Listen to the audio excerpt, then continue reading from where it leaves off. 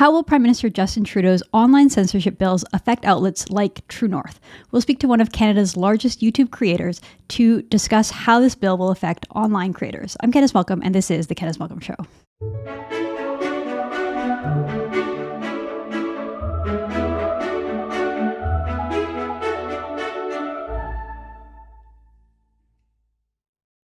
Everyone, thank you so much for tuning in. So we are paying a lot of attention here at True North and at the Candice Malcolm Show to the new and improved, or new and worsely improved, online censorship bills being proposed by the Trudeau government. And I'm very pleased today to be joined by JJ McCullough.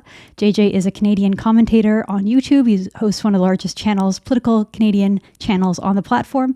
JJ is also a opinion columnist over at the Washington Post, and he's been a guest several times here on the Candice Malcolm Show and on True North. JJ, great to talk to you.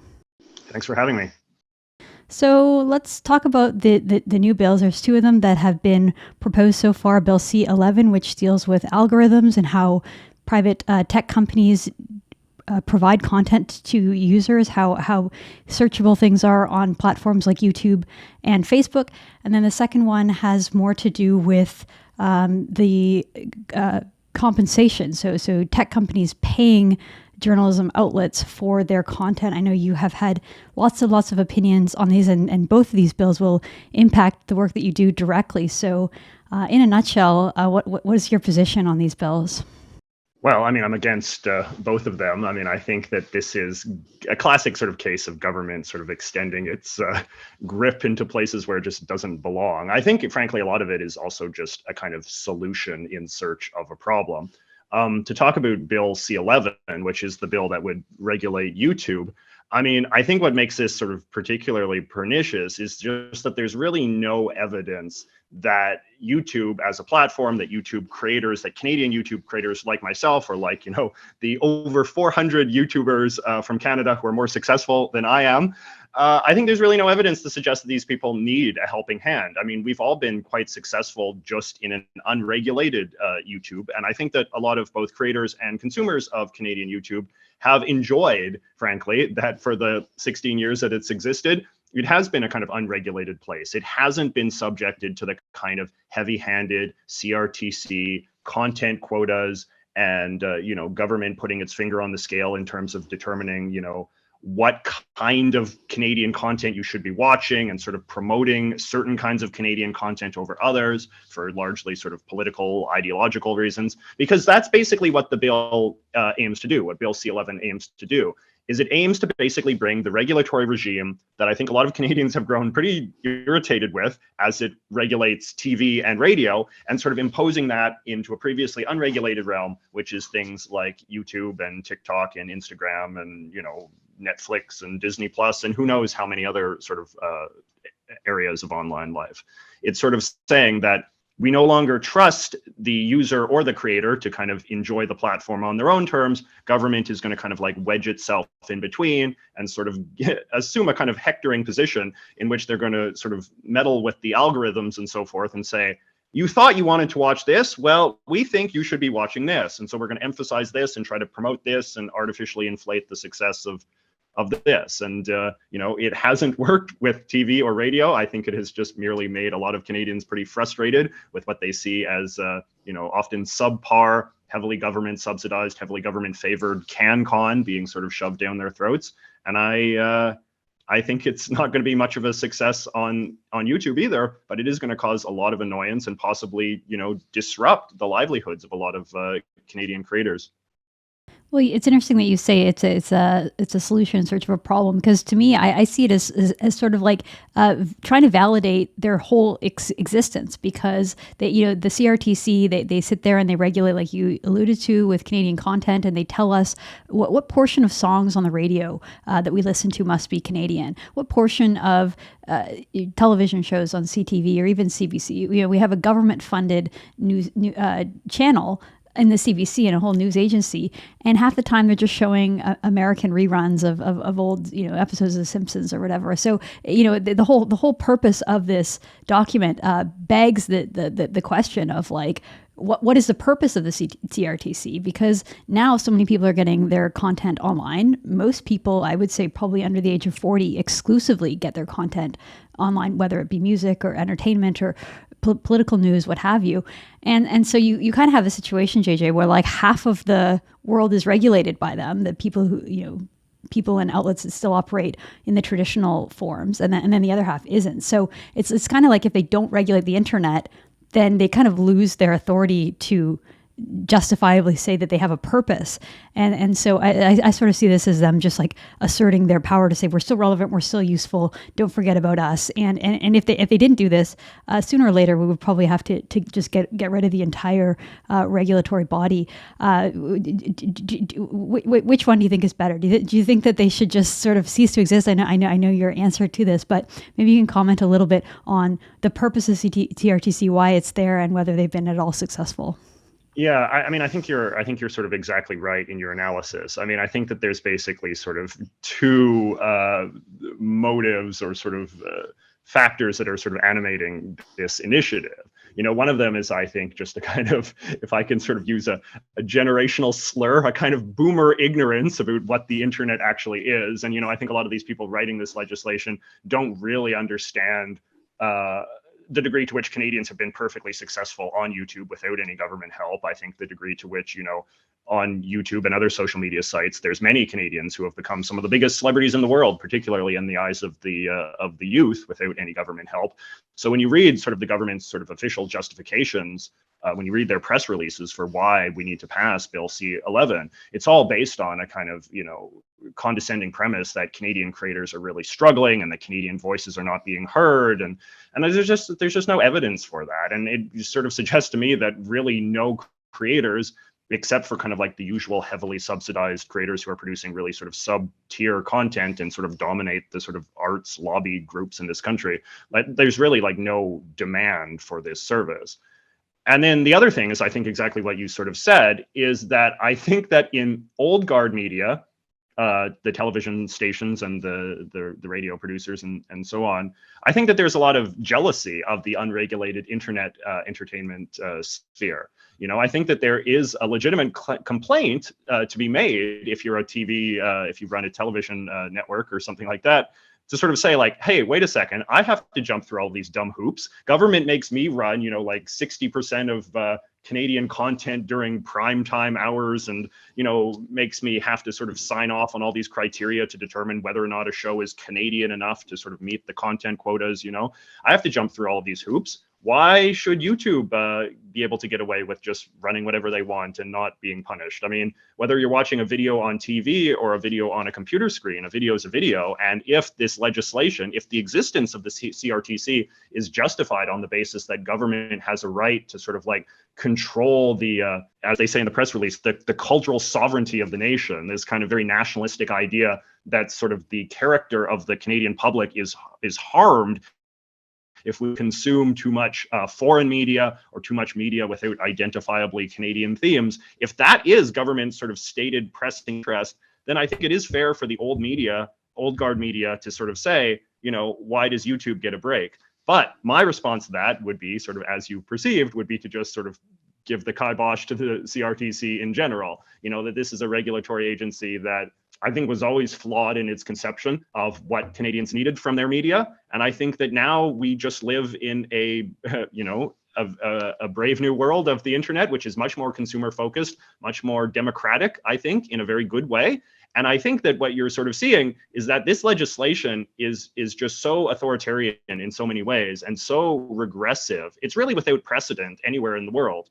And I think that, it's worth asking the question if Canada, wants to go down the path of being the country with the most regulated internet, of being the country with the most regulated YouTube as it relates to things like entertainment and cultural consumption. And I would hope that that is not the kind of country that we want to be. I would hope that Canada does not become a model of internet regulation that then sort of serves as an inspiration to, China or Russia or any other country that has all of these deep-seated anxieties about their public, consuming dangerous foreign ideas or ideas that are perhaps not patriotic enough as the government defines them.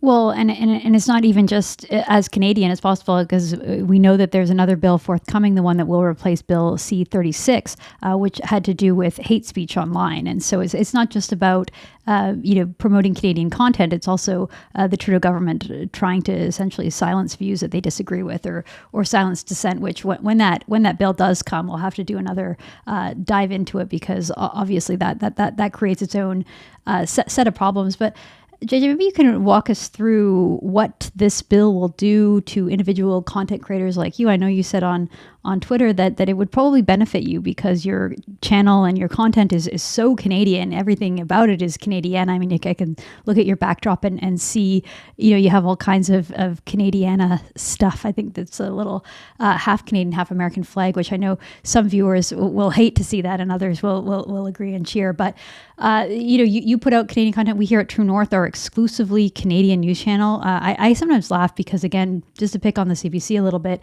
they're this government-funded media behemoth designed, of course, the purpose of it is to tell Canadian stories, protect our culture, as you mentioned. And sometimes you turn on CTV and like the top 5 stories will all be foreign news. Even this morning, it's like, the budget just came out in Canada and they're still telling us about the top 5 stories are all to do with Ukraine and Russia. During the Trump era, this was a phenomenon where it didn't matter what kind of scandal Trudeau was up to, they would always focus on the Trump scandals on CBC. So they don't even really prioritize Canadian content, even though that's presumably what they're there for. So in theory, couldn't channels like yours, channel like ours here at True North, benefit from this kind of legislation? And even with the benefit, why is it that people like us still criticize this kind of bill?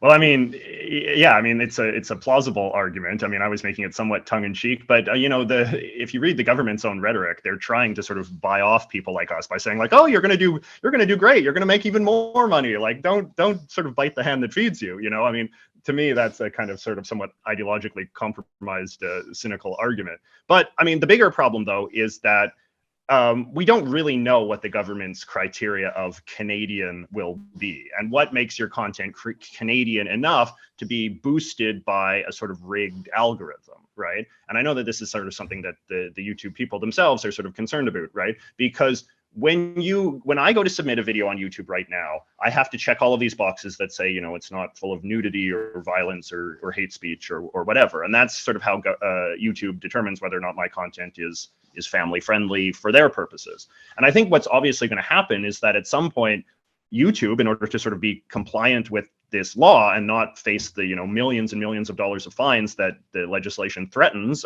non-compliant streaming outlets, is that they're probably going to have to sort of subject the content to some sort of test as well, whether or not that's a sort of self-administered test like the current one is, or if there's some sort of bureaucrat behind the scenes that YouTube is going to have to employ to sort of like look through a checklist that the CRTC has given them and go through the list.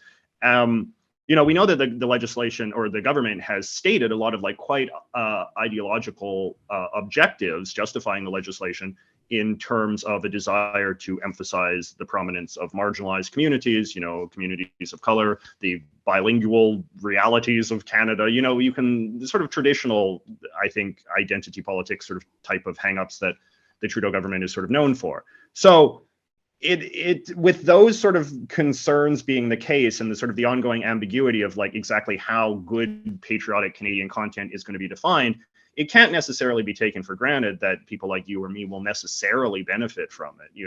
It's depending on how ideological and how narrow and how specific the goal is. There could be a lot of people that are creating Canadian content, but the content is not Canadian enough, right? This is what I think is quite pernicious as well, is that I said, for example, I have 700,000 subscribers on my YouTube channel. There are over 400 YouTubers who are from Canada who are more successful than me. So we're talking about a very large community.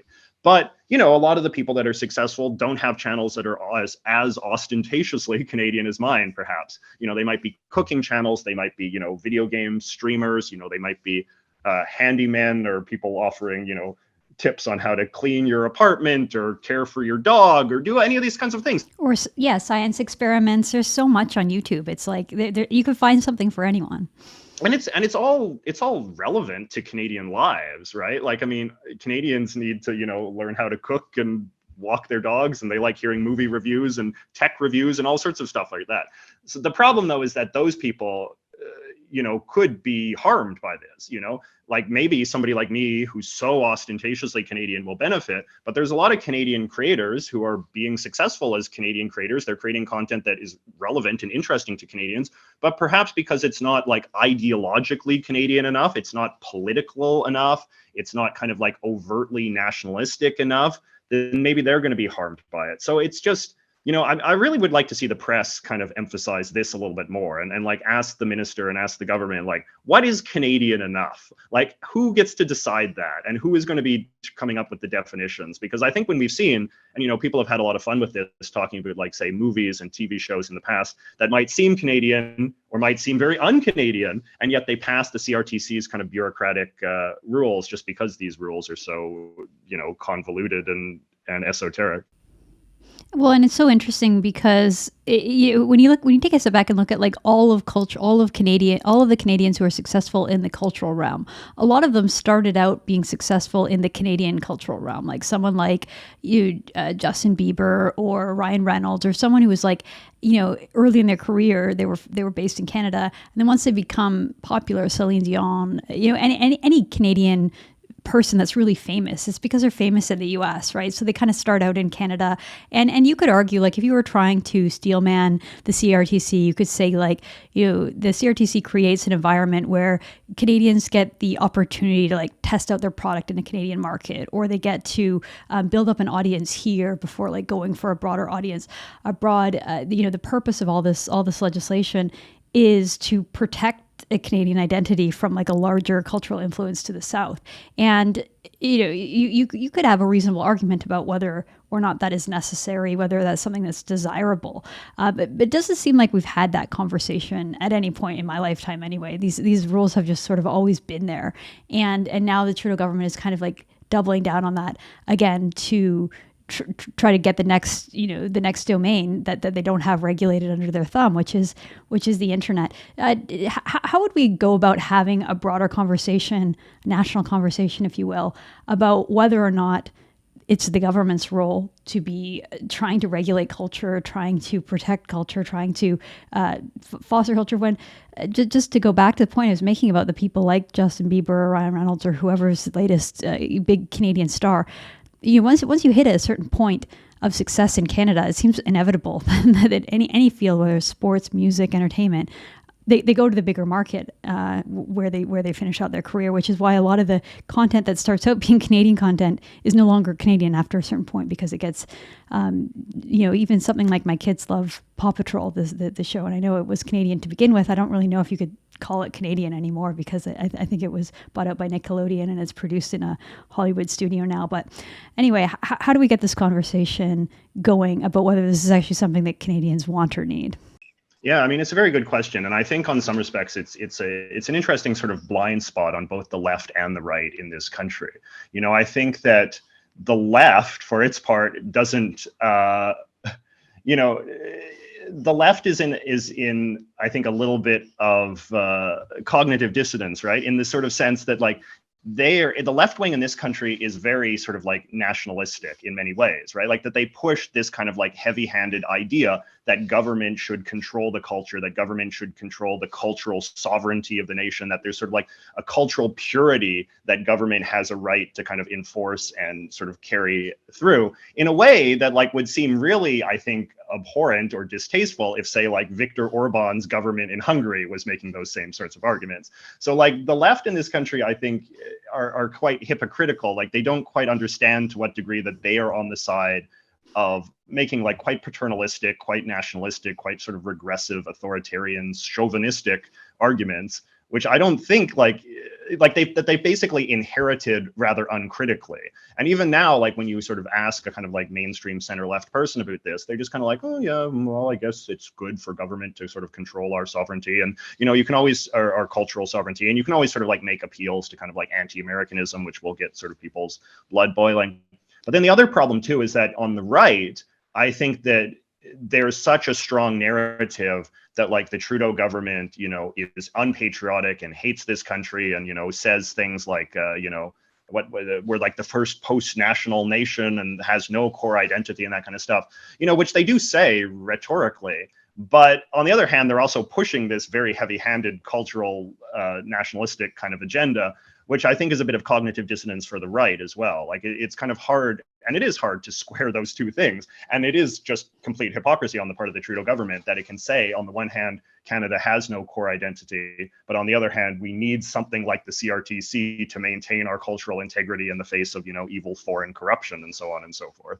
So I kind of do think that like both sides just kind of need to open their eyes a little bit and kind of have a clear-eyed understanding of what the status quo is and why that status quo purports to exist, and whether or not any of us really sort of buy those arguments anymore. Because I think it's true. Like, I think that, Canada is a big, diverse country, and I think Canadians are elaborate and diverse people, and we've got a lot of distinct interests, and we also have a very individualistic culture. And I think that's the thing that's really important to emphasize, is that we're all our own tastemakers. We all have our own preferences in terms of what kind of culture we want to consume, what we are interested in, whether that's cooking videos, pet videos, gaming videos, whatever. We all have we all have a right to our own tastes. And we live in a remarkable time in which it's never been easier to curate an online entertainment cultural experience on your own terms. And I think that the government really has to should face a much higher standard in justifying why that is bad. I would like to ask, ask the Minister of Heritage, why is it bad that when I log onto YouTube, I get to see videos that I want to watch? Why is my freedom of choice to consume the kind of online content that I want to watch, why is that a problem to be solved? And I think that, can you answer that question without sounding like Viktor Orban? Can you answer that question without sounding like a terribly sort of regressive authoritarian sort of type of leader who thinks that, the cultural integrity of the country is sort of like under threat and needs to be sort of cured by a sort of wise, all-knowing paternalistic political class? Like, is that really what the Trudeau government wants to go down in history as being, right? And I think I would hope not. And I hope that, that this is, as a result, that this is perhaps an issue where the Trudeau government could be shamed a little bit more than it is. Although it is difficult, because I do think that, again, like a lot of conservatives don't really want to admit that this government is in many ways as nationalistic as it is, because they're very invested in a sort of counter narrative that this government actually, has no respect for the culture of the country at all. Well, it's definitely hypocrisy on the end of Liberal government, but certainly to your point, if it was a Conservative government that was proposing all these sort of nationalistic, barriers and promoting certain pro-Canada, pro-patriotic, pro-nationalistic measures, I'm sure the tone in the media and the critics would be calling it right wing and far right and all that kind of stuff. So it's super interesting on that point. I want to ask a question about the sort of the power of these big tech companies, because it's kind of interesting where you have this algorithm that nobody knows, right? It's secret. We don't know what it is that when I go onto YouTube, a JJ McCullough video is the first thing to pop up. Why is that? What is it about YouTube's studying of my habits of video watching that it knows that I want to watch the latest JJ video? So you could say, is that power in the hands of tech companies who are secretive, who have their own political agendas, who are not Canadian at all? None of the profits that come from the YouTube ads that I watch before watching your video go to anything. I'm sure you get paid for your channel, but the major profits go to Google, which is based in San Francisco. So you have these really powerful tech companies, and you don't necessarily know what's driving them, what's motivating them, why some political discussion is suppressed and others is promoted. We know that they meddle in the political process. We know that, for instance, during the 2020 U.S. election, the Hunter Biden story was buried. It was written off as disinformation. You weren't allowed to share or discuss it. Throughout COVID, we've seen a lot of issues with YouTube censoring and demonetizing and sort of disappearing channels that take critical positions when it comes to the efficacy of the vaccines and stuff like that. So it's not like these tech companies are benevolent, and you hear increasing calls in the U.S. for more government intervention, more making sure that free speech is protected. So we're kind of having the opposite conversation that our American friends are having. That in the US, a lot of conservatives want YouTube and want Facebook and Twitter to be regulated to promote free speech. Whereas in Canada, we have the Prime Minister's office threatening to take over the algorithms, and conservatives are like screaming like, no, that's a terrible idea. So I'm just wondering, how do you balance the power of these huge tech companies with the need to sort of protect everybody's basic rights to free speech and free information? Yeah, I mean, I guess I sort of have a kind of somewhat old-fashioned, stereotypically conservative view about this, and which is just that these are private companies, and private companies have a right to basically do what they want. I mean, I agree that it can be very frustrating, and there's no one that complains about these sorts of things more than YouTubers themselves, the unpredictability of the algorithm and frustrations, particularly like with smaller channels as well, like the difficulty in getting the video to be widely seen or to be monetized. And sometimes, videos get demonetized and it seems very opaque, the reasoning for why it is. And people sort of go nuts about this. And, I think I can relate to those sorts of frustrations. But at the same time, like I am pretty, I suppose, rigid in my defense of private industry to have a right to sort of practice, what they want to do on their own terms. And if the consumer base gets irritated enough, and if the creator base gets irritated enough, in theory, we could move on to some other platform. And there are always sort of efforts in the background, sort of percolating, attempts to sort of create rival platforms. But the reason why these rival platforms have not taken off is that because for all of the difficulties in dealing with YouTube, it is still the best user experience and the best creator experience out there. It's not to say it always will be, but, for the time being, I think it legitimately can make that argument. But you do get at a good point, which is that at the very least, in America, the argument is that, that these platforms should be even freer, that they should err more on the side of